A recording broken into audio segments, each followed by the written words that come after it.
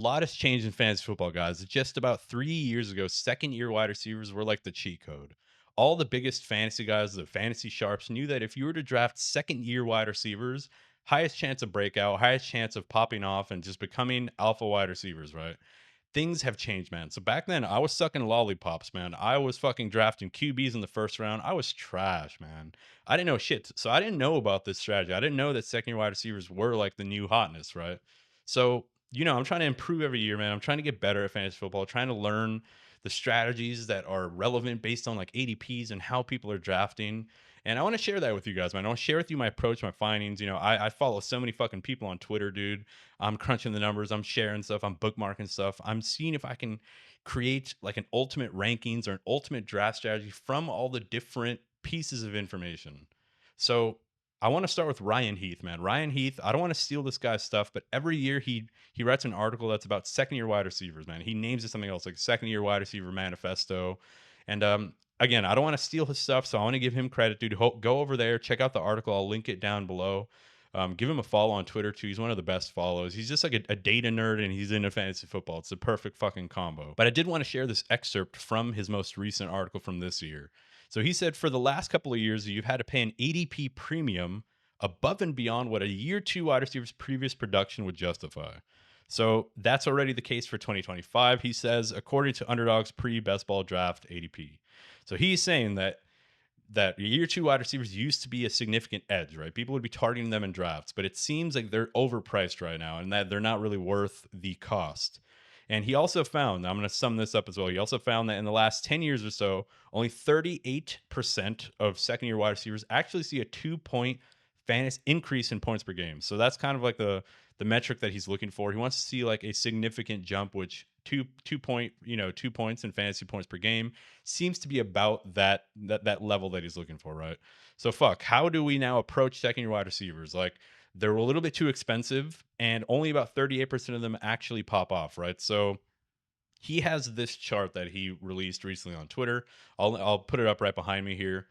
It's essentially stats, the stickiness to the player, and the correlation with year two in points per and fantasy points per game. So how sticky is it to the player, and how much correlation can you see in the next year, right? Now this is kind of dumb, dude. It's kind of obvious to a lot of people, but it's essentially raw production, man. So fantasy points, yards are the best predictor for future success. I know that sounds dumb and obvious, but it's kind of important, right? It's important when you're trying to make bets on second year wide receivers. There are some other things that are negative indicators, right? So like high ADOT, contested target rates are negative indicators.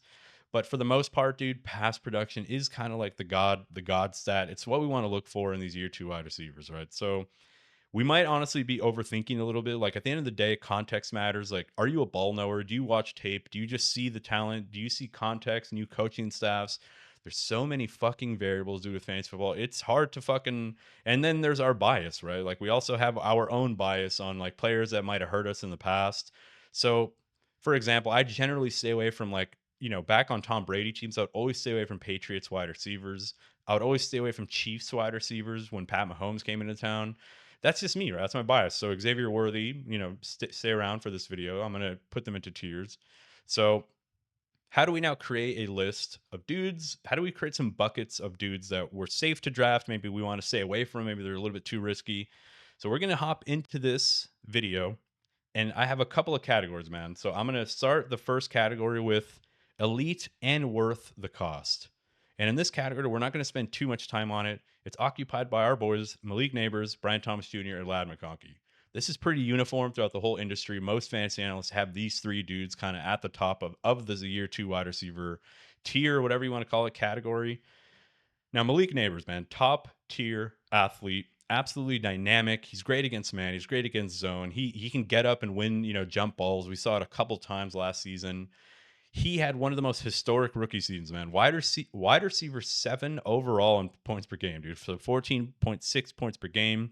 Rookie reception record in only 15 games. So yeah, 1,200 yards, 7 touchdowns. Now, what if the dude had 10, 11, or 12 touchdowns? He would have broke fantasy football essentially. So he also led wide receivers in target share, targets per game, expected points per game. He had 20.3 points per game in expected points. And keep in mind, dude, he had no quarterback. Literally, he had Daniel Jones, who's a fucking complete fart. And then it was like Tommy DeVito. Then, and actually, funny enough, he also had Drew Lock, who actually helped him have one of his best games of the season. So we look ahead at 2025. He's got either Russell Wilson, Jameis Winston, or Jackson Dart. So all three of those guys should be upgrades. That's why he's at the top of this list, man. We don't need to harp on or stay on Malik Neighbors too much. He's just such a good player, dude. Fucking LSU wide receivers, man. I don't know what is in the water down there in Louisiana. And then we have Brian Thomas Jr., who's again kind of the consensus two in this class. He's a physical freak, dude. The dude is an absolutely fantastic wide receiver. He's more of a big-bodied, down the field wide receiver, kind of not the antithesis to Malik Neighbors, but you know, we got Malik Neighbors is more of like the Jamar Chase type. Brian Thomas more of the Justin Jefferson type. So hopefully that helps you kind of understand both players. Wide receiver 4 overall, dude. Wide receiver 9 points per game as a rookie, dude. Also didn't really have a QB for like half the season.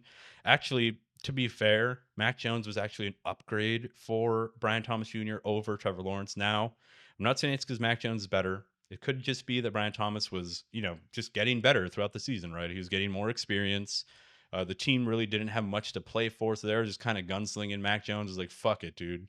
He down there somewhere, right?" So 31% target share, dude, 18 plus half PPR points. That puts him in the category, dude, where I'll make a whole video about this, man. But if a player hits that 16 fantasy point per game threshold, red alert, dude. Red alert for a league winning player the following season. I'll do a whole video on that, on how we kind of create a persona around a league winning player, but he's primed for a breakout, man. So Trevor Lawrence is back. Dude, Trevor Lawrence is a good quarterback. Like, we have to remember, man, that Trevor Lawrence is a good quarterback, dude. Highly touted out of college. Like, the dude is good, right? So Liam Cohen also steps in as the head coach, and he comes from the fucking Buccaneers. He just helped Baker Mayfield be one of the best quarterbacks in the league, all this fantasy production to all the wide receivers there. So wheels up for Brian Thomas, man. You can even make the argument that he should be kind of the number one guy in this tier. Then Lad McConkey is the third one. He's kind of in a third tier. That's why I have him a little bit offset here on the chart. I'm not that trash at graphic design, but dude, absolute standout, especially the second half of the season. So the first half of the season, he was actually kind of subpar. He was like an average wide receiver. And then near the second half, dude, from weeks 8 to 17, wide receiver 10, he had a 25% target share, 16.4 points per game. So again, man, that 16.0 points per game threshold, he hits it, dude. That's again league winning potential. And the fact that you can get this dude in like the late second round or like early second round, middle to late, early, depends on what type of draft you're in, what type of league you're in. But the dude also has a lot of breakout potential. Now, I will say one knock on him, which is why he's kind of in this tier under the first two guys, is that he really produced a lot without anyone else really on the team. Like Quentin Johnston was the wide receiver two. That's all you need to know about that Chargers team, right? And to be honest, it is a Chargers team, even going into the next season, that they do want to run the ball, man. It is a Greg Roman, run first offense, man. They go and they draft Amari and Hampton, dude, which is like evidence of their desire to really just run the ball as much as they can. So that's why there's a little bit of a ceiling. Like, we may have already seen his ceiling for Lad McConkey. This might be kind of what we're going to get, right? Like 16 points per game, kind of like a PPR stud. They do add Trey Harris, who's honestly like a really good prospect coming out of college, one of my favorite prospects in this class. So that also puts a little bit of a ceiling on our board, Lad McConkey. But again, I said I wouldn't take too much time on that tier, but damn, dude, there's just like so many little data points that you can go into on every player. But the next tier is the upside, but they're expensive. So these kind of are dudes that I'm a little bit hands off on, but we do need to cover them, and they do have upside as the fucking category entails. And the first one is Xavier Worthy. So Xavier Worthy flashed some pretty nice upside last year with the Chiefs. Now again, Rashee Rice gets fucking dolphin dive taken out by Pat Mahomes last season. So Xavier Worthy kind of gets positioned into being kind of their wide receiver one, right? Before that, he was kind of their like deep threat. He was kind of like their MVS, their Marquez Valdez Scantling replacement. He was just running deep, post routes. And Mahomes is actually missing him on a lot of them. Like, they left a lot of fantasy points kind of on the field. So they were using him a lot horizontally, dude. They weren't using him vertically near the second half of the season, despite the fact that this dude has 4.21 speed. Now, it could be that because of the way defenses kind of play against, players like Pat Mahomes or Tua Tagovailoa, that they really just play that deep cover shell, and that they just try to take away the deep ball. Now with Rashi Rice coming back, with him operating kind of in the intermediate and the short, they move Xavier Worthy back out to the outside. That kind of puts him stuck in this, like, he's just running cardio routes, man. He's running routes to get other players open. That's kind of the fear. That's why I think he has a lot of upside. Like, what if Pat Mahomes has another 40 touchdown season? What if the offense becomes a high octane, high scoring offense again? Because remember, keep in mind, last couple of seasons, they've really been relying on their defense. They've been in a lot of tight games, man. I think, was it last season or the year before? They won like, and each of their wins was by an average of like 2 points. Like, they were just, squeaking out tight wins.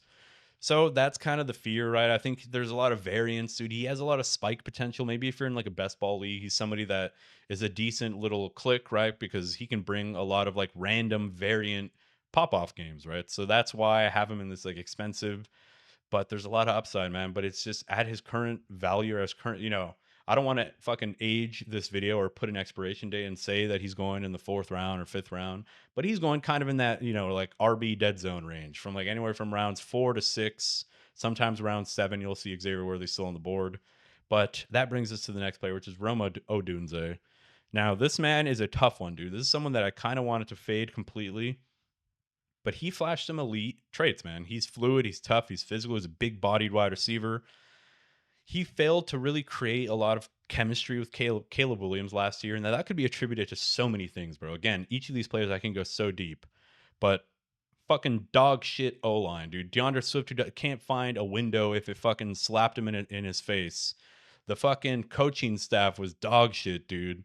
Like, there's so many factors. Caleb Williams was making way too many mistakes. He was trying to make plays, trying to like create like a Pat Mahomes used to do when he was young in his career. Wasn't taking what the defense gives him. Now we look ahead to year 2. We get Ben Johnson now in town. Ben Johnson was the offensive coordinator for the Lions the past couple seasons.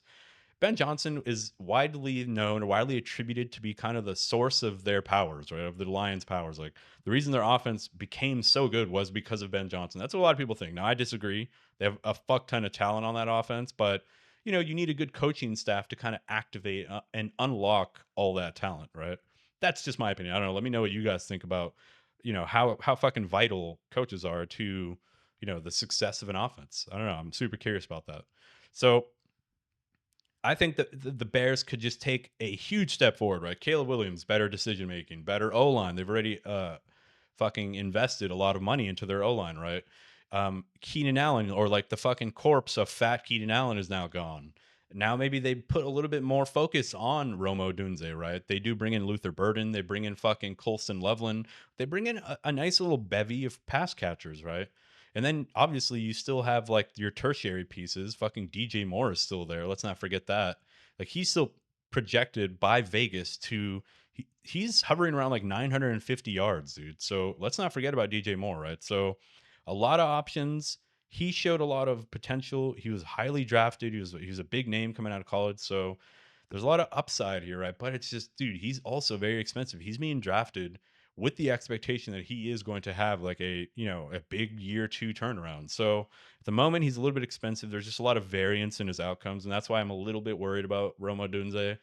So let's move on now to Marvin Harrison. He's at the end of this tier because Marvin Harrison is another one of those guys. To sum up Marvin Harrison, I think he's going to be a better real life wide receiver 1 than a fantasy wide receiver 1. And because of that, that's why I don't want to draft him as my wide receiver 1. That's why even as my wide receiver 2, I'm just a little bit worried. I don't know if this offense is going to unlock him and give him the targets that he needs to be productive. They need to use him more in intermediate crossing routes. They were just running him on like posts. I don't think he got a single like screen pass. I think he got like 1 screen pass the entire fucking year. So the offense just was not helping Marvin Harrison at all. He kind of lacked a lot of separation, bro. Too many struggles on contested catches. I know there's a lot of highlights going around Twitter and around YouTube where it's like, he had like a fade pass in the end zone. He just kind of like weird flails his fucking arms, doesn't catch in his falls. So like stuff like that, man, it just leaves like a bad taste in people's mouths. Seems like he doesn't have the best chemistry with Kyler Murray. So, heading into year 2, I think like the fucking feelings or the taste in your mouth is a little bit sour at the moment. So that's why Marvin Harrison is not somebody that, I'm super excited clicking on in any of my drafts, but there is that upside, man. The talent, dude. I mean, the dude was one of the best prospects, according to a lot of people, that he was one of the best college prospects, right? Dad was a Hall of Fame wide receiver. Dude was an absolute beast in college. He was a performer. He produced. So I think he's a strong wide receiver too. I think his ADP is just a little too risky. He's being drafted in like the top 20, which is, I don't know if he's gonna be able to return value, man. A lot's gonna have to go his way for him to return value on that cost. So that's why I have him there. And now we get to the tier that I really like. This is the category of dudes that I'm targeting because they are cheap. And the first guy on this list is Slick Rick, Ricky Pearsall. The man got shot. I feel like I have to say that every fantasy person or NFL pundit has to say that the dude was shot. That is the obligatory Ricky Pearsall was shot comment. This man was underrated, dude. He's a highly drafted prospect out of college. Comes back from that gunshot wound, actually does pretty good, dude. They used him a lot in motion. He was great against man coverage. He does get those big pop off games late in the season when they start to like really phase out Debo. It was really just like, I think CMC was already injured by then, so it was really just like Jawan Jennings, Ricky Pearsall, and fucking Isaac Arendo. So he kind of popped off in those weeks. He had like 20 fantasy points in one week and then like 17 in the second. So I think he's just a good fit in this Shanahan offense. I think he's going to be starting in 2 wide receiver sets.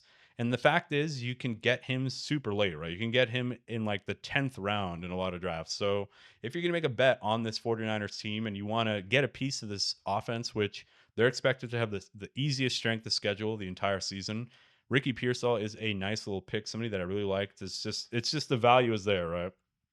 Ayuk might not even play. He might be on the pup to start the season. So bringing us to the next person, which is Keon Coleman. Now, listen, don't hear what I'm not saying.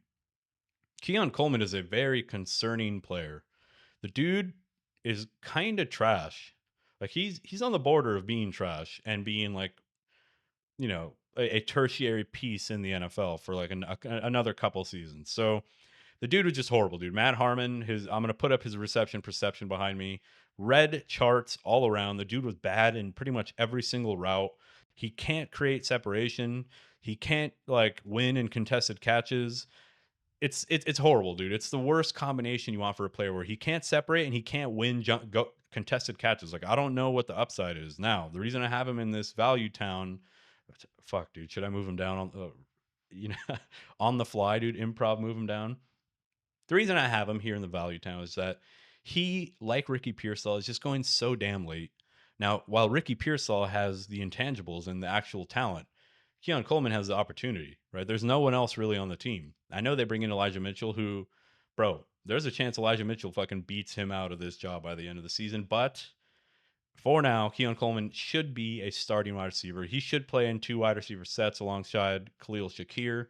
He should continue to get deep shots by one of the best quarterbacks in the league, Josh Allen. So because of that, dude, you kind of have to go after a guy like that, especially in best ball. Just if you have any type of correlation, if you have Josh Allen on your team, just draft him, dude. Draft him and see what happens. You might get a couple pop-off games from him over the season. But outside of best ball, dude, he's somebody that I'd be very nervous having. Just I don't know when you're gonna feel confident and comfortable starting him, right? I don't know when you're gonna have to be down horrendous, down super bad to put this man in your lineup in any type of redraft format. So I don't know what we're gonna do with this guy, man. I don't know if we want to be drafting him. I don't know if we're just gonna leave him out to dry, but he's just going so late that you can potentially get the wide receiver 2 or maybe even the wide receiver 1 for the Bills. If for one of the best offenses in the league, I just feel like I have to put him in this category. Which leads us to the next player, which you guys might be fucking confused why he's even in this category, which is Adonis, man. The Greek god, Adonai Mitchell. Now, I don't have too much good to say about Adonai Mitchell from a production point of view. And as I said at the top of this video, production's the best indicator. But I'm biased, dude. I just love a dude who gets open. Adonai Mitchell had one of the best separation scores. He had the best air yards or unrealized air yards in the NFL. Put on some Adonai Mitchell tape, man. Just see what I mean, dude. Let me come back to this video and comment down below, dude, if you guys agree, man, that the dude is just so talented. He just had some drop issues early on. His timing was a little bit off, dude. It just looked like sometimes some stuff wasn't very fluid. He wasn't so on point on his routes and at the top of his routes. So at the moment, he's kind of ambiguous on this depth chart, man. Like a lot of people are expecting him to be behind Alec Pierce, right? Because Alec Pierce kind of showed he can fulfill the role that Adonai Mitchell should have been fulfilling, right? He just a deep guy, post routes, opening up the field, taking a deep safety away from, from what the offense wants to do, occasionally getting deep shots from. And if you're going to be getting deep shots from someone, dude, Anthony Richardson's one of the better dudes to be getting deep shots from. The man has an absolute cannon.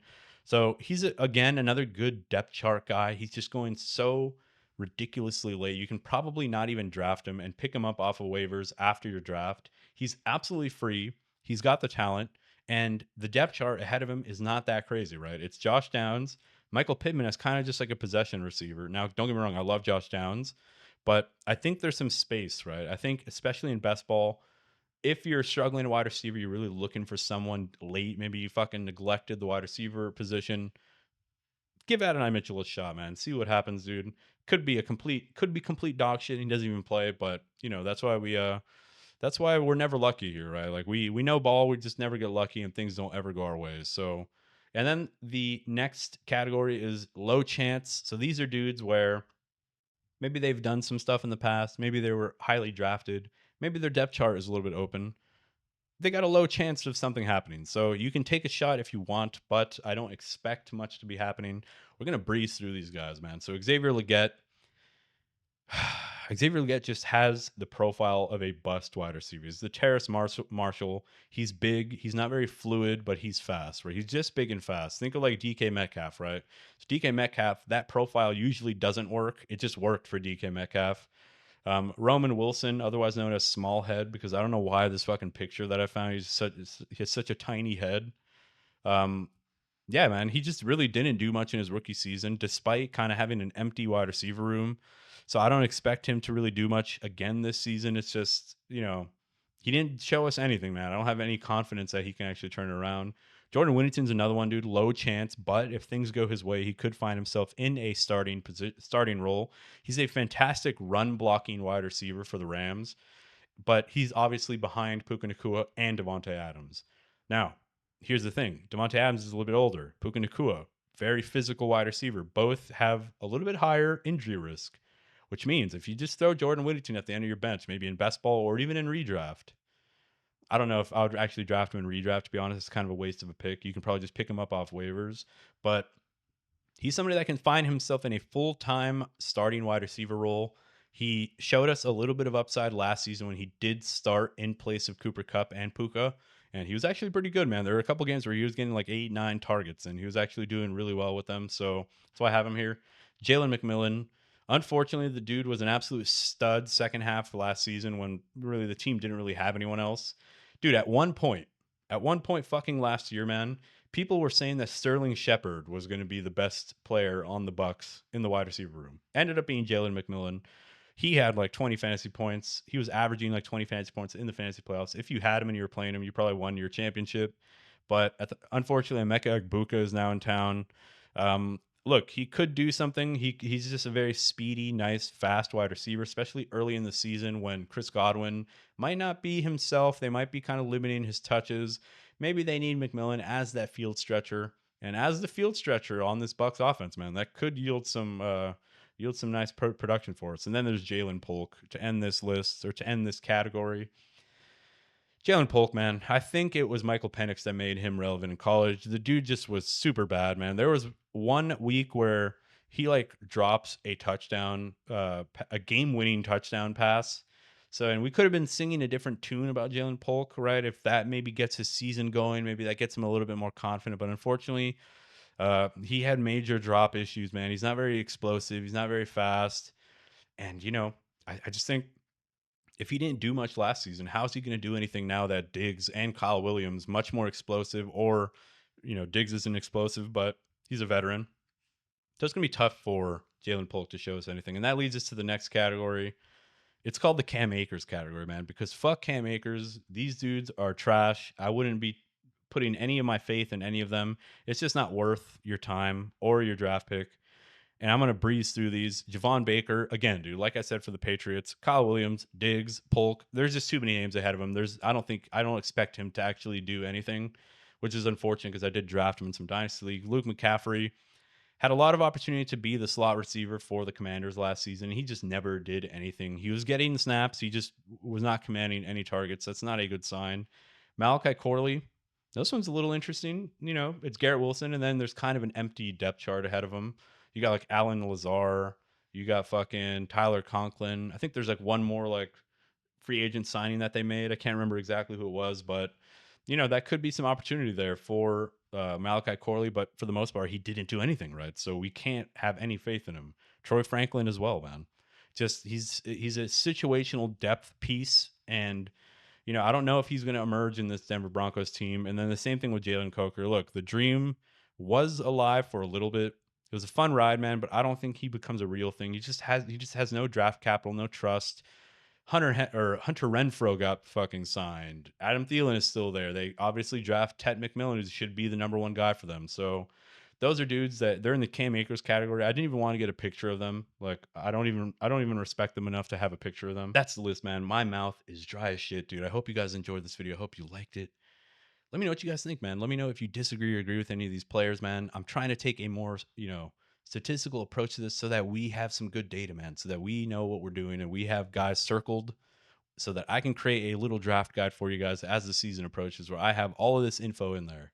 So if you guys like this stuff, man, hit your boy up with a like and a subscribe if you are new here, and I'll catch you guys in the next video.